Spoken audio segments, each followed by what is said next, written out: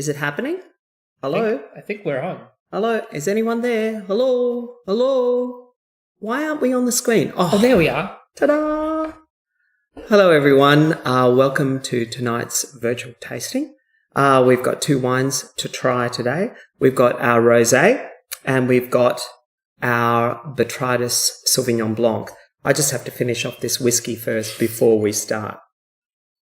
Got to get him properly lit it up. Yeah, absolutely. Helps him relax. Yep. You know how Glenn gets nervous about speaking engagements. So the final part of our trilogy of virtual tastings, courtesy of COVID-19.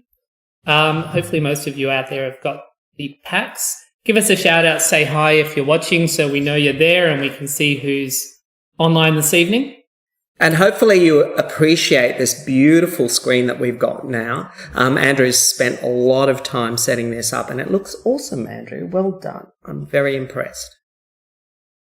As usual, it's becoming usual now, isn't it? As usual, we will be giving out awards for the best question this evening. So the first half, we will be talking about the two wines in front of us and going on a little bit of a food exploration as well. Ooh. And then the second half of tonight will be questions and answers, where you can send your questions through on the Facebook, the YouTube chat. Remember that you just need to log into a Google account or a YouTube account to be part of that. And we will pick and choose some questions to answer at the end. Exactly. And we've got our trusty assistants next to us, helping us with all the questions, et cetera, and with pouring wines as well. But we need to talk about the next online event. And what is the next online event? So having completed our trilogy of virtual tastings, we decided we would mix it up and do a complete Q&A event / Q&A ripoff. So we're going to be talking about skin contact wines. We thought post COVID-19, everyone's a little bit starved for contact. So we're doing skin contact wines. So over the next 2 weeks, remember to shoot us your questions about skin contact wines, and we will address them all here at this time in 2 weeks. Exactly. So just send your questions through either email or through our social media contacts. Ta-da. So there you go. What else is happening? What are we doing now? Well, when Jack gets through our auto prompter, we've done all those things, Jack. Keep it going, Jack. Keep it going. Oh, there you go. Yes. So we're going to have questions after the tasting. So just keep your questions after the tasting. We've got Jack next to us who's going to take a note of some of the questions. So he'll be able to help us, et cetera, as well. The best question will get a prize, as usual. Last week's prize went to Sean. Congratulations, Sean. Just give us an email. Has Sean given us an email? Yes, we have that all sorted. Oh, there you go. So, Sean, you're about to get a prize very soon. So, now that you've finished your whiskey, I think we need some wine. Yes, please, Henri. The first wine for us to try today is the Pinot Sangiovese Rosé. And it's about to be poured now. Hopefully it won't be dropped. Perfect. On the table. So you can see that our rosé is quite dark. And this is our signature style of rosé. And why is it our signature style of rosé, Andrew?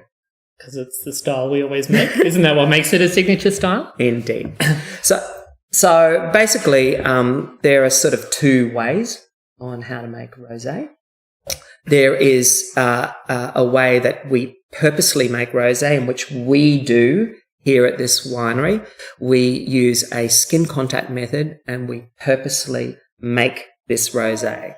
And then there's also the saunier or the bleeding off method of rosé making. Yes. So let's talk about the difference between skin contact rosé and Saunier rosé.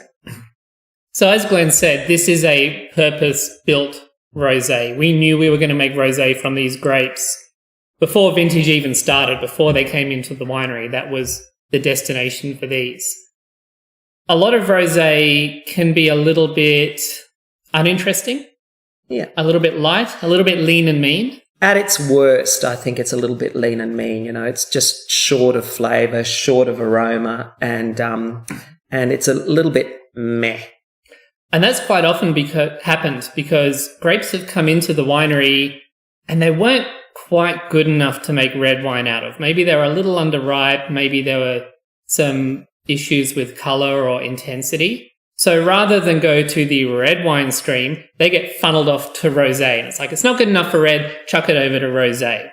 Or maybe it's just good enough for red, but it needs a little bit of a boost. And that's where this Saunier thing comes in that Glenn is talking about, this bleeding off.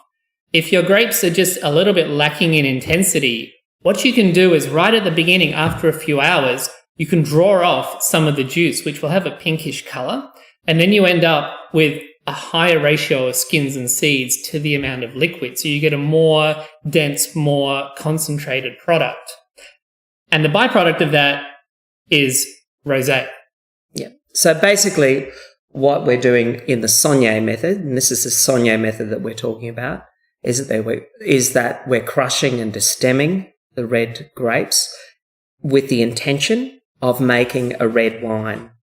The red grapes aren't really that intense. They haven't got that great flavour. They haven't got that great intensity of aroma.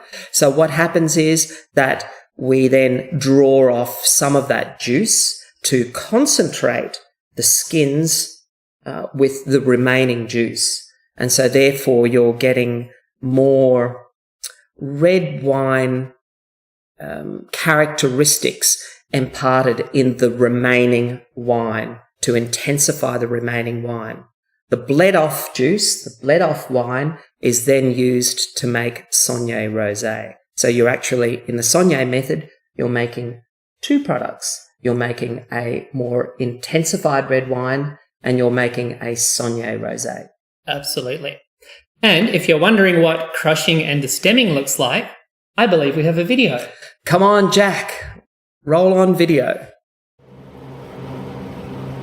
So this is the crusher destemmer here, and you can see that we're adding the bunches of grapes and they're going through that big stainless steel funnel, and we can see Jan, he's raking the grapes out of the grape bin, putting it through this machine, and you can see down here that the grapes are now destemmed, and those grapes are what you call the must. You can see all the stems coming out of the crusher destemmer.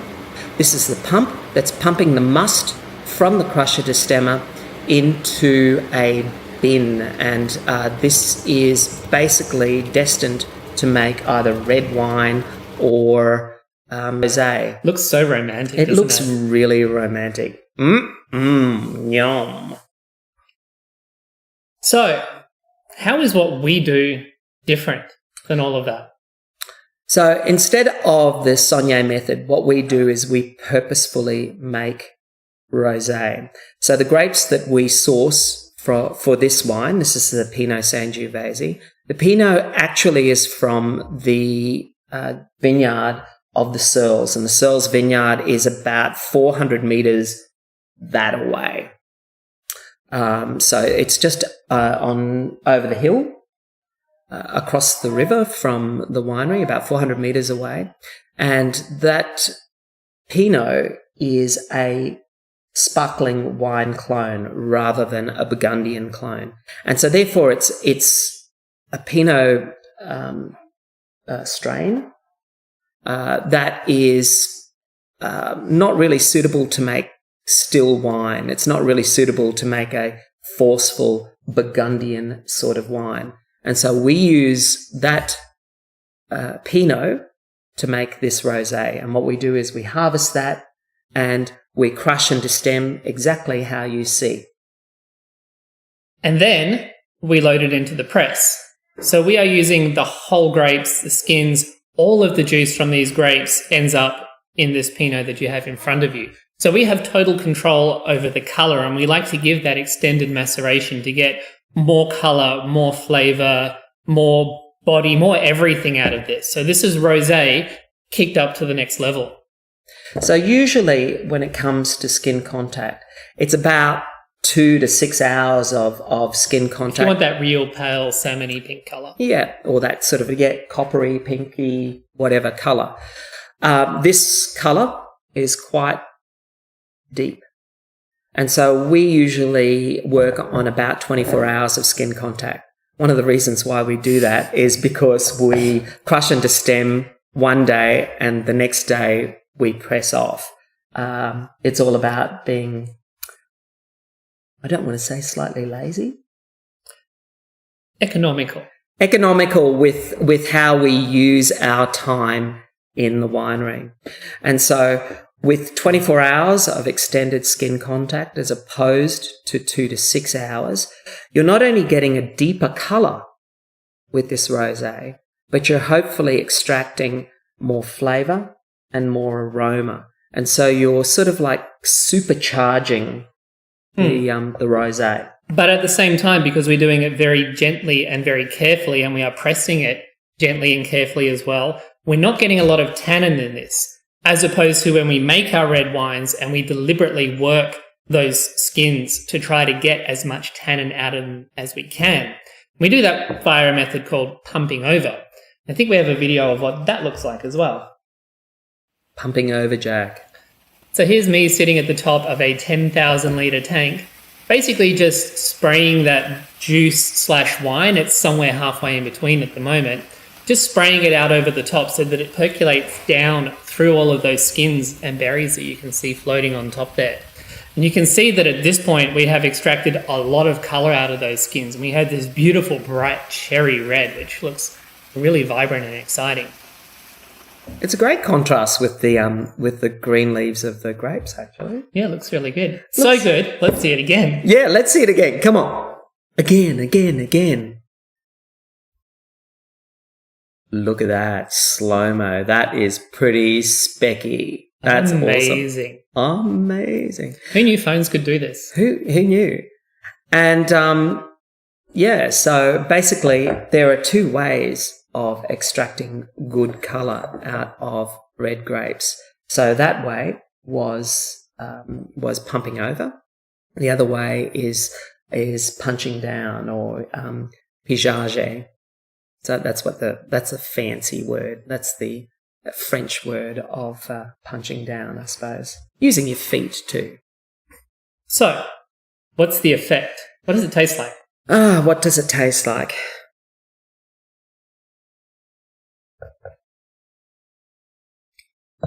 Basically, what we're trying to do with this wine, as I said, is that we're trying to supercharge rosé.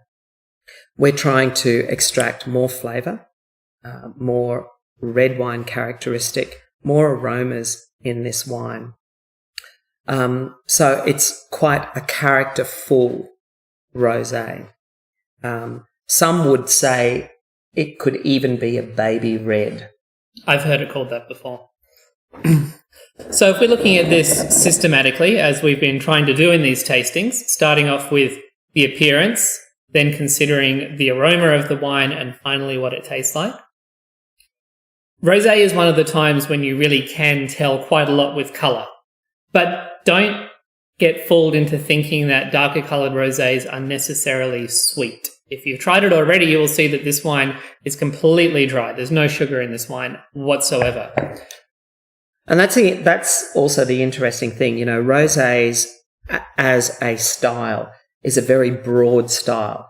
You know, the rosés can be very dry at one end of the spectrum, and at the other end of the spectrum, when we're looking at the American rosés, where you have this white Zinfandel sort of rosé, they're really, really sweet and cloyingly sweet.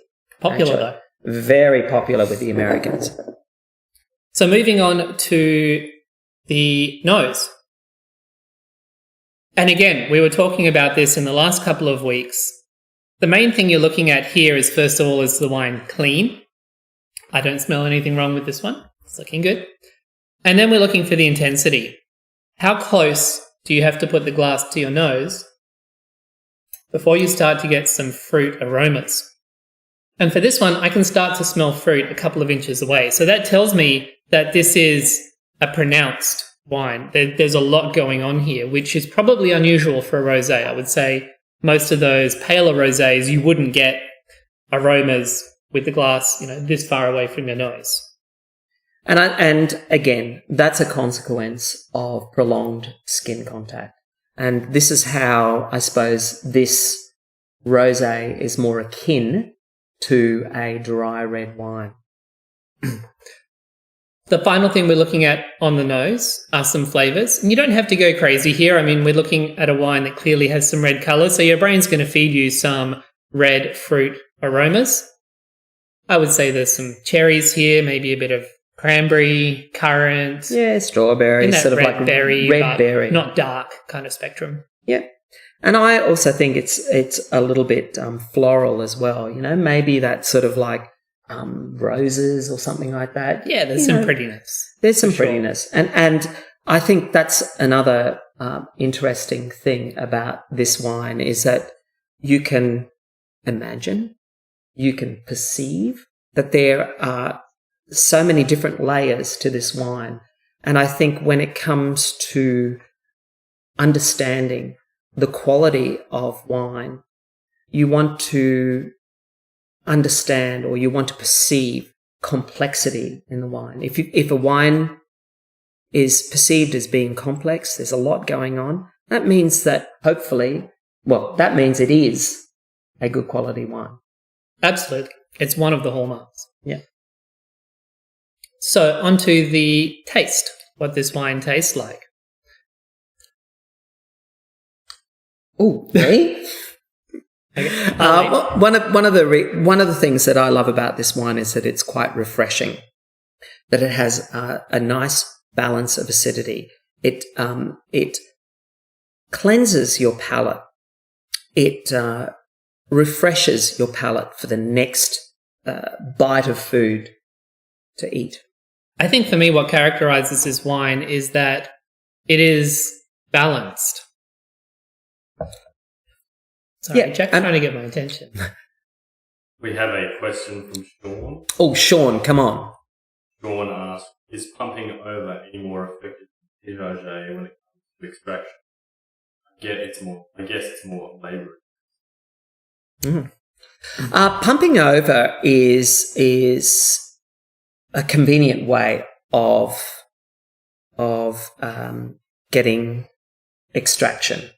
When it comes to a large ferment, like a 10,000 litre ferment, it's impossible to punch down, to do any pigeage, because as fermentation occurs, what happens is that there is carbon dioxide released from the process of fermentation, as well as the production of alcohol.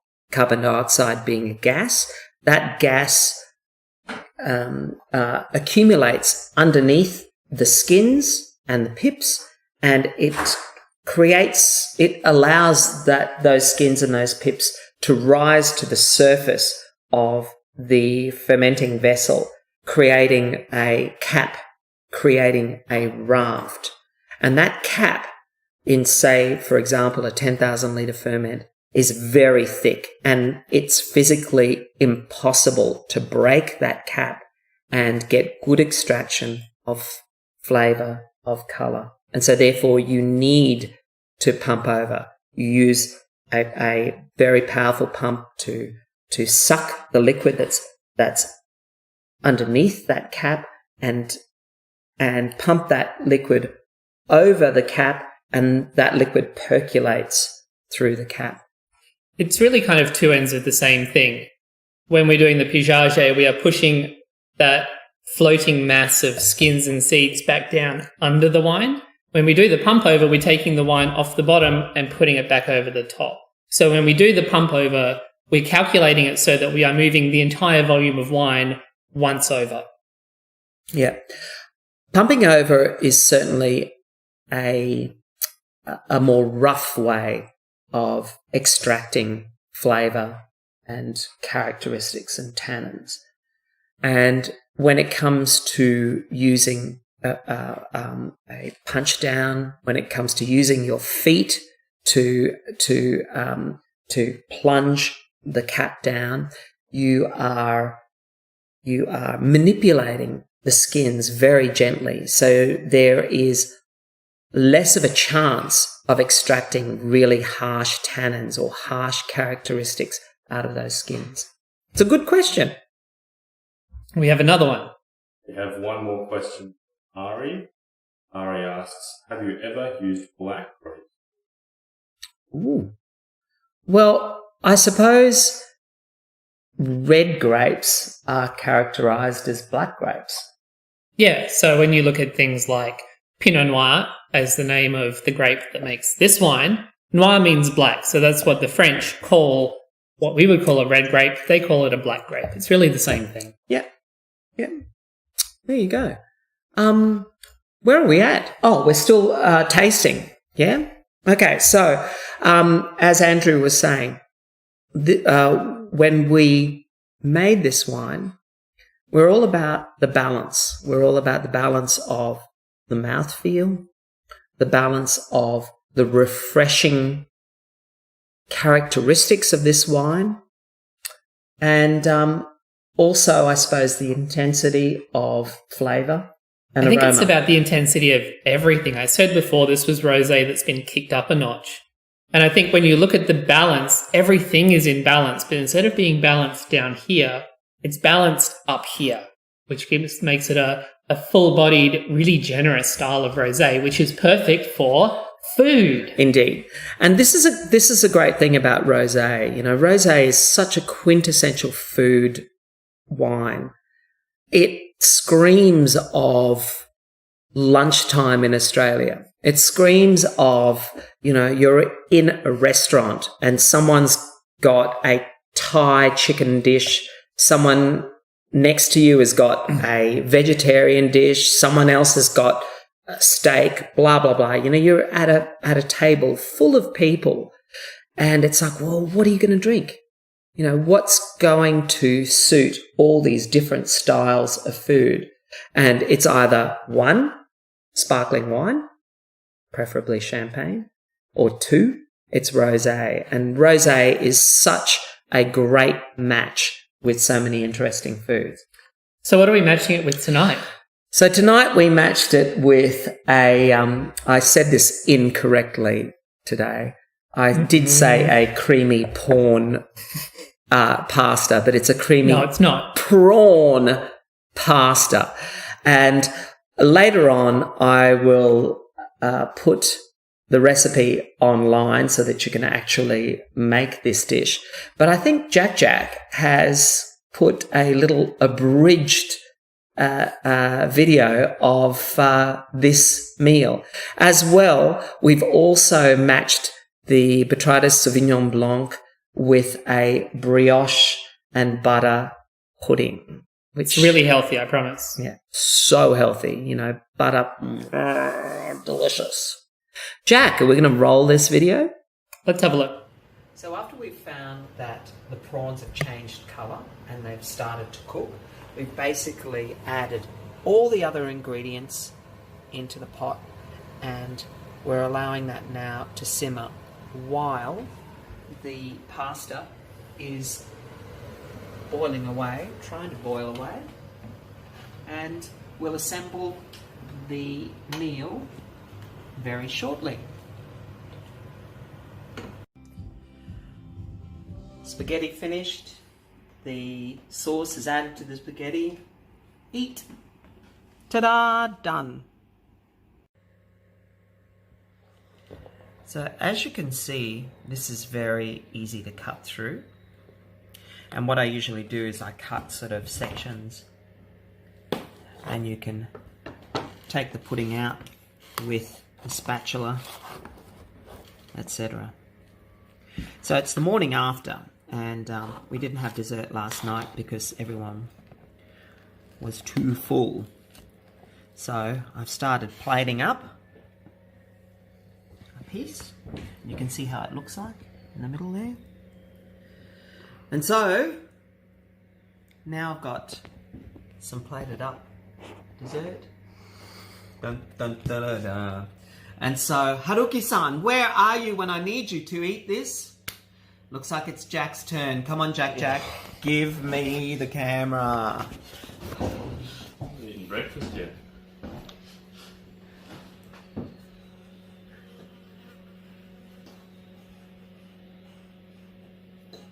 Come on, Jack. Hurry up. Eat.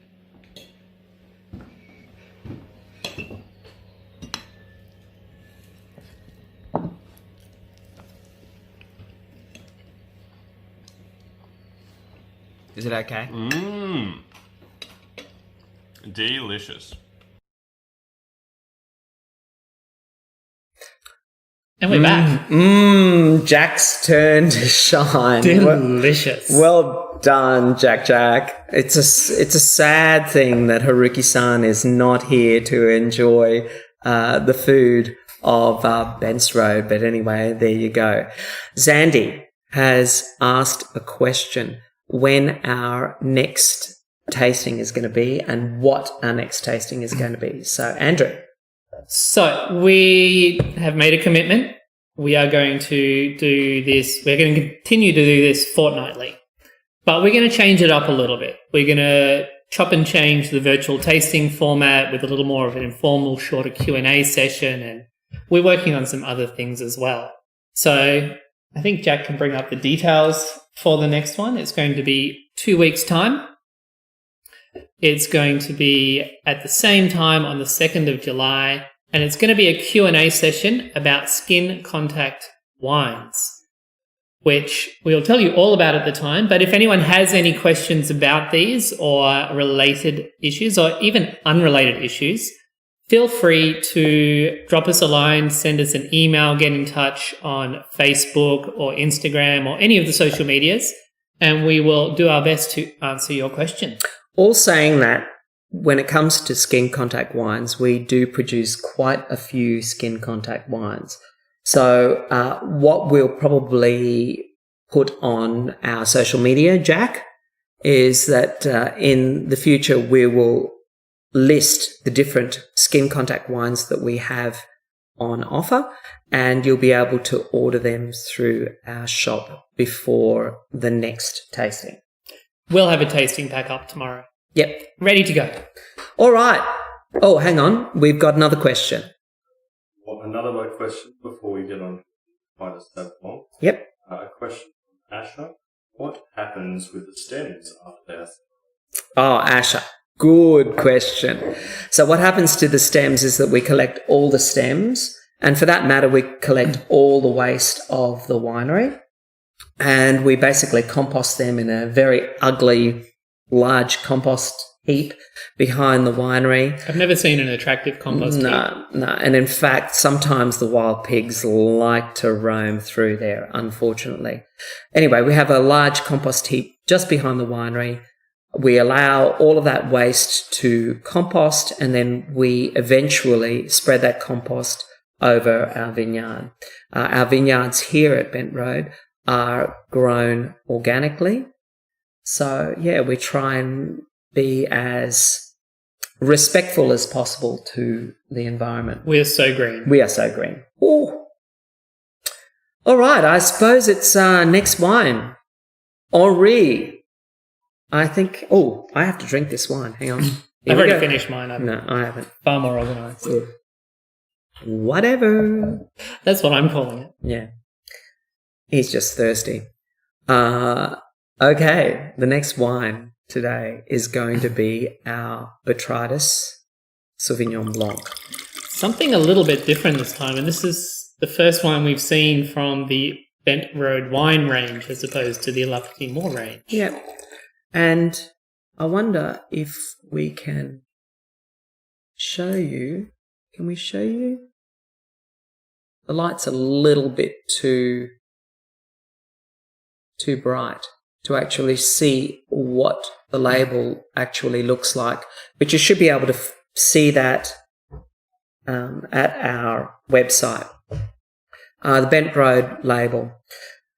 Basically, it's different to our La Petite More label. The Bent Road label is all about wines that I suppose are made in a tradition. In an old tradition. I would say conventional winemaking. Yeah, as opposed to the La Petite More wines, they're more experimental. Unconventional winemaking. Ta-da!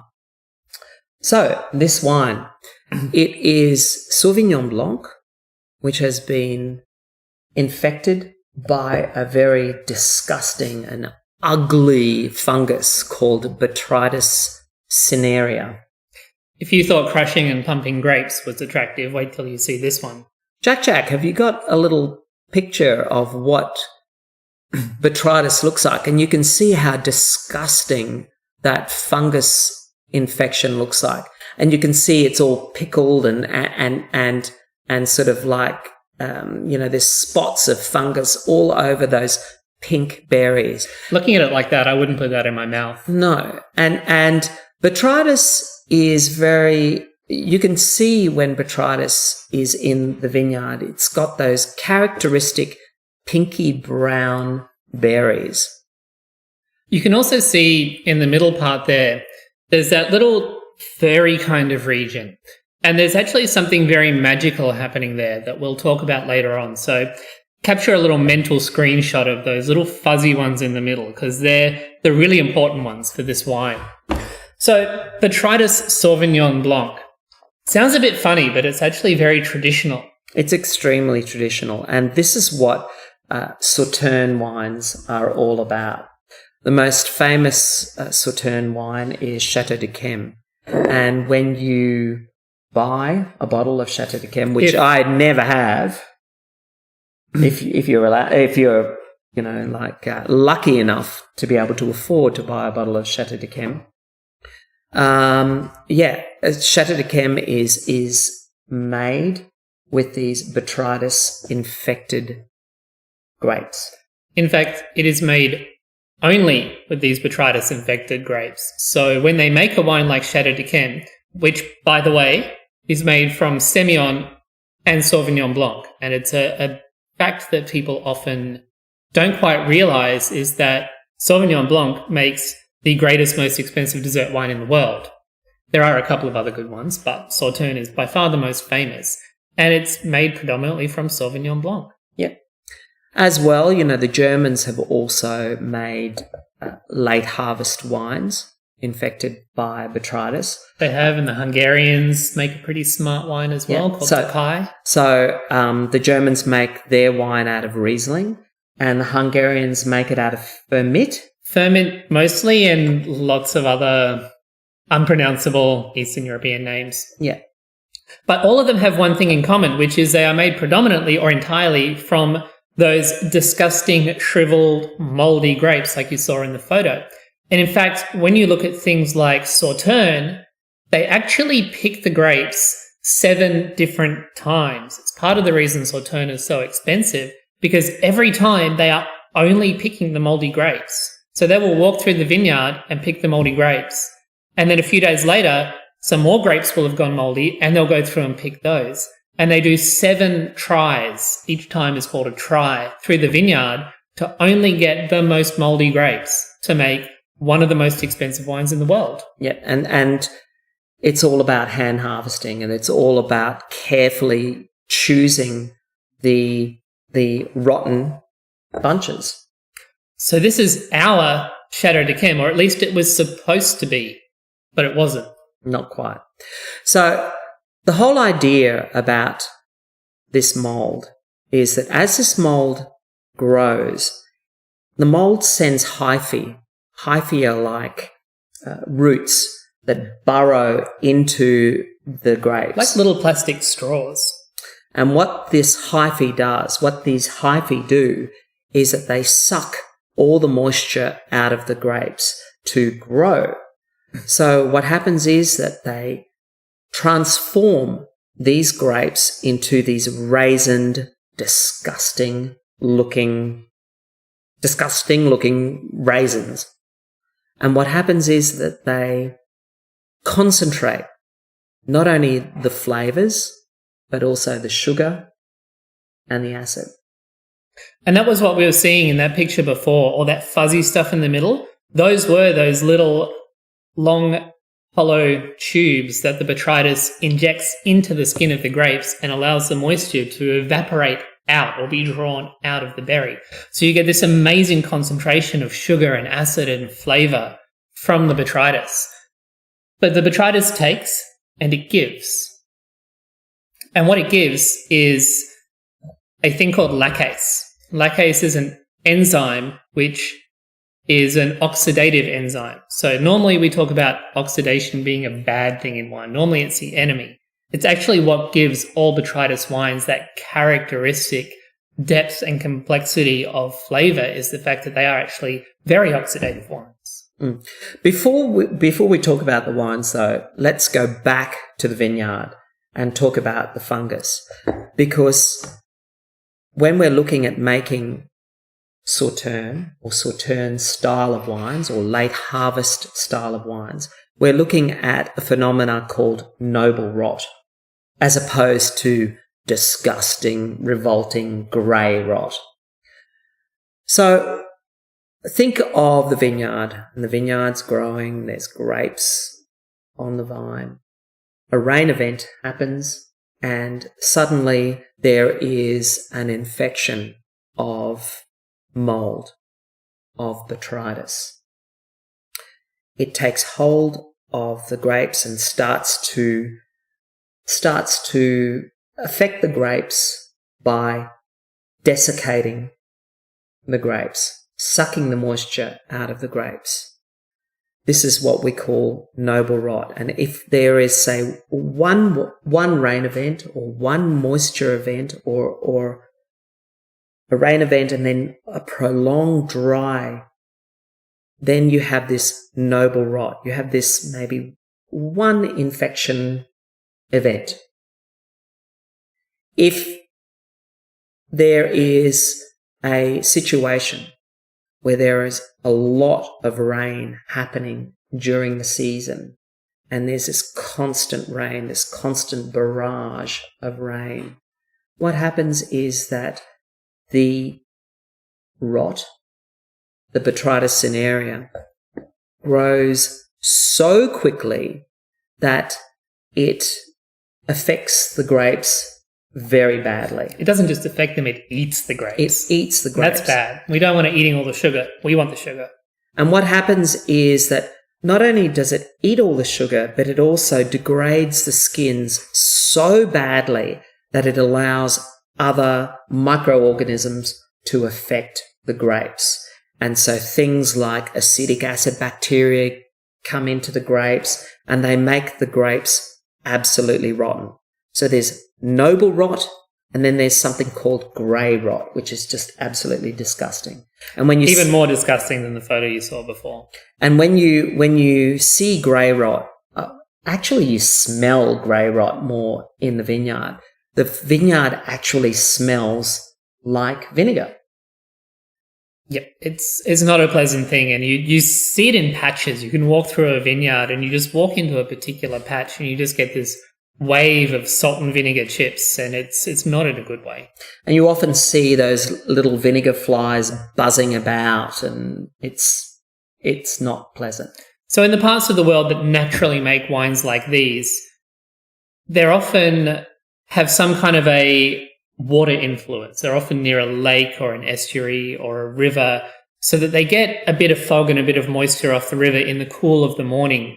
But then because the grapes are ripening and it's summer, the sun comes out and it burns off the fog and it dries out. So the Botrytis kind of creeps up a little bit in the morning, and then the sun comes out and it kind of recedes. And it's kind of kept at bay, so it keeps it that nice, noble condition rather than going crazy and eating all the grapes. They're a bit like gremlins. Yeah, you can't get them too wet. It's controlled rot rather than unbridled rot, I suppose.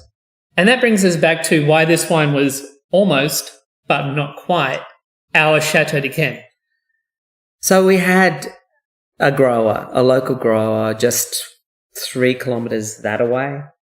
Good old David sort of rang us up and said, "Oh my God, come and have a look at my vineyard. I think it's got Botrytis. What am I going to do with this vineyard? The infection is going rampant." And there was one rain event. This is what caused this rot.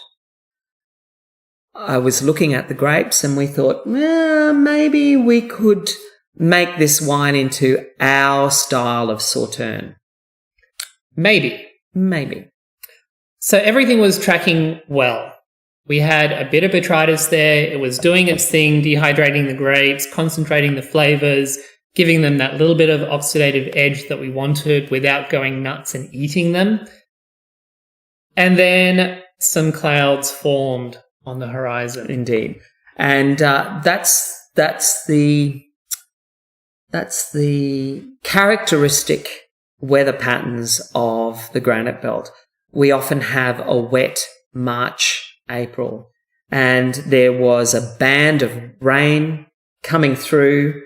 The Botrytis was looking really good, and the Botrytis was controlled, was growing in a controlled fashion. But then we were expecting a lot of rain, and if there was a lot of rain coming in, this would herald a very uncontrolled situation. So we decided, instead of waiting patiently and allowing the grapes to develop as you would in the region of Sauterne or in the region of Moselle, it's like, we've got to get these grapes off. And we harvested them earlier than best. Yeah, which is still very late in the grand scheme of things. I'm pretty sure most of the Sauvignon Blanc in the region had come off well before then, but it wasn't quite as late as we wanted to. And this is just the reality of winemaking. We have to be very reactive. We have to deal with what Mother Nature throws at us. And sometimes we can't always do it the way we want to. So as opposed to a very luscious, mouth-filling, mouth-coating, sweet dessert wine, we've arrived with a wine that is, yes, sweet, but B, refreshing, quite a lot of acid, but not that mouth-coating, unctuous characteristic. We haven't achieved syrupy like a traditional Botrytis-style dessert wine, but we still have balance, because the two things that are concentrated by the Botrytis are sugar and acid. So both of those things have been concentrated a bit, but not a lot. So we still have good balance in this wine, and it's actually turned out to be a fresher, more lively style than what we were actually planning to make. And it is an interesting wine for food matching because it's actually more versatile as a result. And so not only can you serve this wine in a dessert fashion, and at best, I think this wine from a dessert fashion can be served with sharp cheese, blue cheese maybe, some dried fruits and some nuts. Yeah, or even fresh fruits, but things where there's not a lot of sugar. The cardinal rule of matching wines with desserts is the wine should have at least as much sugar as the dessert does. This wine has a reasonable amount of sugar, but it's not lusciously sweet, so it's not going to stand up to a lusciously sweet dessert. You know, your creme caramel or your sticky date pudding is not the dessert for this. This is for sorbets and fresh fruit and even things with a bit of a savoury edge to them. Yeah. Like your brioche and butter pudding. Exactly. But the thing is as well, we're talking about the versatility of this wine. And I think this wine can also be served as an aperitif. A hallmark of an aperitif wine for me is that if it's refreshing on the palate, if it's acidic on the palate, and it prepares your palate for the next bite of food, So I look at this wine as well. It can be treated like a sherry, so I could also drink this wine while, say, eating some olives, maybe some anchovies, maybe, char-grilled sardines. Or something like Cypriot, prosciutto and melon. Yeah. That kind of thing. And so that's another interesting and contrasting way of drinking this wine, of enjoying this sort of style of wine. As we are. Ta-da! Jack, do we have any questions or no questions? Oh, we have questions. Yes, we have a question from Sky and Byron. Hi, Sky. Hi, Byron. They wanted to know, how do you stop the noble rot spreading into your other grapes? Ooh, that's a you cross your fingers? That's a really good question. Generally, people are very careful when they treat their vineyards, when they grow their vineyards. Here in this area and in our vineyard, we grow our grapes organically. There are two particular sprays that we use. We use organic sulfur and copper, and they're approved organically, but they're not going to kill a lot of other things. They're relatively safe for the environment, but they're not bulletproof. So you have to be very vigilant and very careful when you're growing a vineyard. I think in the kind of environment where you're making this sort of wine regularly, you actually hope that your vineyard will be affected by it. And any grapes that you don't want to be affected by this, you plant them in a different place. So, in those riverside environments where they have those cold, damp, foggy mornings and those sunlit afternoons, those are the optimal places to make this kind of wine. And given that these wines are typically very expensive, they capitalize on that as opposed to going to other places. For us, mostly, we are hoping that this doesn't happen to our grapes. When it does, we roll with it and we try to encourage it. But hopefully the vineyard management is such that this isn't an issue most of the time. In our situation as well, we're very lucky in Australia where we have a lot of space, and particularly we have a lot of space here.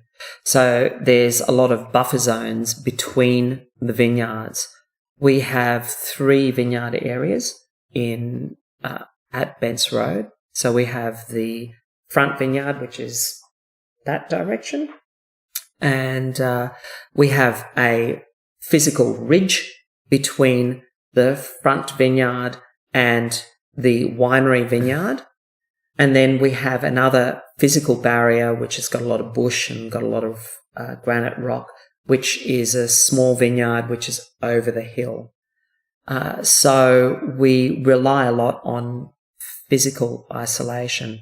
When it comes to using vineyard equipment, we're hoping that our growers are cleaning their equipment in between vineyards. So, yeah. Any other questions, Jack? We have another question. Next question is from Amy. Amy asked, is this wine best served really chilled or apply the 20 minutes out of the fridge? To be honest, I think when it comes to drinking wines, it's all about knowing your own palate. For me, I'm all about the 20-20 rule, and for my palate, I feel that you're getting more bang for your buck when you apply the 20-20 rule. When it comes to white wine, you're getting more aromatics as the white wine warms up. Mm-hmm. But to be honest, I think you should follow your own palate. Yeah, absolutely. I mean, Cold is a trick you use to hide things in wine. The French call it masquage. When they're talking about champagne in particular, they talk about the cold and the bubbles being the makeup that hides the flaws in the wine. So if a wine tastes good at a higher temperature, I think it's usually appropriate to drink it at a slightly higher temperature, but whatever tastes good to you. And that's an interesting thing about quality champagne as well. Quality champagne not only tastes good, out of the bottle when it's beautiful and cold, but it tastes really good when it's warmed up as well. Definitely. And that's actually and when it loses bubbles as well. Yeah, and that's a really great little test to apply to that last little bit of champagne that you have left. Let it go warm, let it go flat. And if it still tastes good, then it was really good. I don't really think that happens in our household somehow. It's a theory. It's a theory, yeah. Hypothetically. Jack, any more questions? Awesome. Excellent. Well, tomorrow we will announce the winners of tonight's questions. Hey, guys. Thanks for coming. It was great. I hope you enjoy our beautiful new screen. Look at all these things that you can see on our screen. Thank you, Andrew, for organising the look of our tasting tonight. It looks very professional, very fancy schmancy. It's a work in progress. There may have been a glitch or two this evening. I'm hoping none of you noticed it, but if you did, we'll sort it out for next time. But the idea was just to make it a little bit more interactive and a little bit more engaging, hopefully.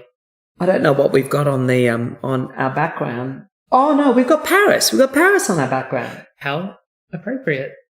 Indeed. Next online event. Hang on, I think Jack has one more thing to add. We've got a late question via text message. Oh, awesome. Text. How old school. Anne asks, is 2013 a year which to sell a Botrytis wine? I think that's a great question as well. This is all about understanding the hallmarks of or the different characteristics of what makes a good wine, a suitable wine to age.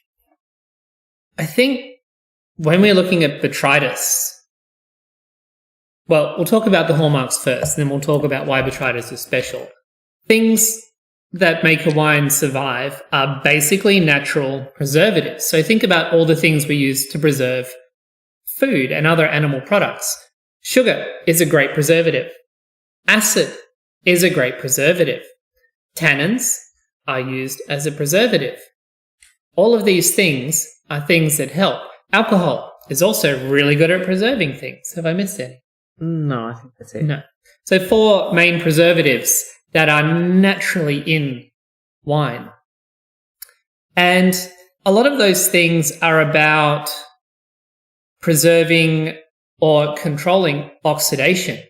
And we were talking before about how the fact that oxidation is actually part of this wine. So that's one of the reasons that Botrytis wines develop in such interesting and incredible ways, is that they actually work with oxidation. So these definitely are wines that improve with age. And that's why this is a 2013 that we are serving now. I don't think we have any other whites that date back that far. No. That are current releases. So definitely anything with Botrytis should age really well, because although it doesn't have the tannins, it should have a lot of acidity. They're usually pretty high in alcohol, and there's definitely plenty of sugar there. And a little bit of oxidation is really beneficial for wines like this. It's what creates those toffee, marmalade, cooked kind of characters that are absolutely quintessential to this style. Mm. And I think that just goes to show you that wine is a living entity. It just constantly changes. And the great thing about modern screw caps, modern corks, and we use DM corks, is that they keep the wine sound for many, many years.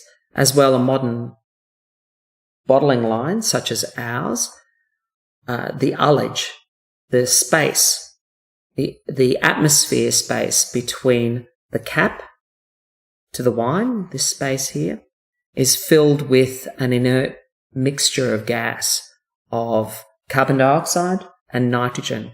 And so there is an added, I suppose, preservation medium there that's going to keep these wines nice and sound. Absolutely. Good question. We're getting the thumbs up. We are done. Thank you for joining us. Remember, we will be tuning